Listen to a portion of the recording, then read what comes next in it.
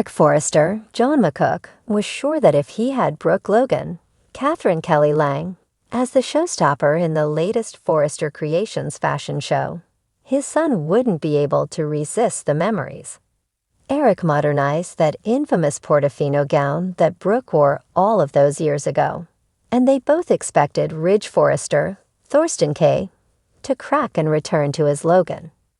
Ridge was blown away by the showstopper. Seeing Brooke in that gown did indeed bring back a million memories for Ridge. He never stopped loving her. He simply felt betrayed when she took the CEO position at Forrester Creations during a hostile takeover. Even though all is well that ends well, and the company is back in its proper hands, Ridge's ego still can't seem to forgive the supposed love of his life. The couple has broken up several times over the last 30 years, but they inevitably have always found their way back to each other. That is their pattern, and both Eric and Brooke believed that her walking in this dress would do the trick. The energy was there, and Ridge felt all of the emotions and magic of the moment. But this time he isn't caving in.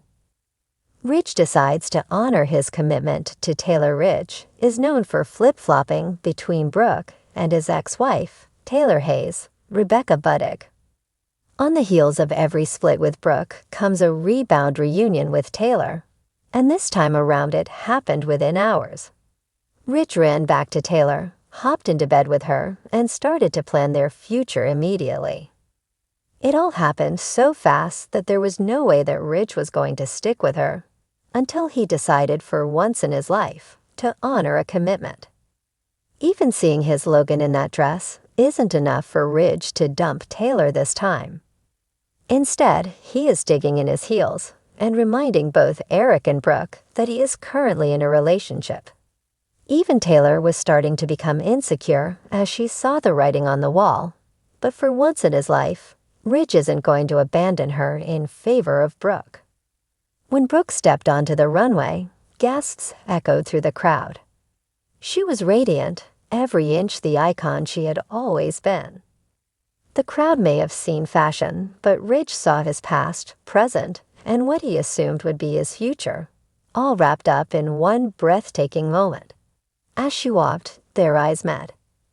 Time stood still. For a heartbeat, Eric thought he saw Ridge's steely expression falter, his lips part as if to whisper her name. Brooke's heart soared with hope. Backstage, Eric beamed. This was going exactly as he envisioned. Ridge would surely drop everything and rush to Brooke. They had seen this story unfold so many times before. But this time, the script flipped. Ridge was blown away. But not broken, yes, Ridge was moved. Flooded by memories, he was practically transported back in time. The scent of the sea air, the swell of violin music, Brooke's laugh, it all came rushing back. His love for her had never truly died, but something inside him resisted. He remembered the pain, the betrayal. Brooke had taken the CEO seat at Forrester Creations in what he considered a hostile move. Despite the company returning to family control, Ridge's pride still bore the scar. For all the romance in history, Ridge couldn't ignore the damage. He couldn't shake the feeling that she chose power over partnership. That wound hadn't healed. And so, with a deep breath and a heart full of conflict, Ridge walked away from the show, away from Brooke. Eric couldn't believe it.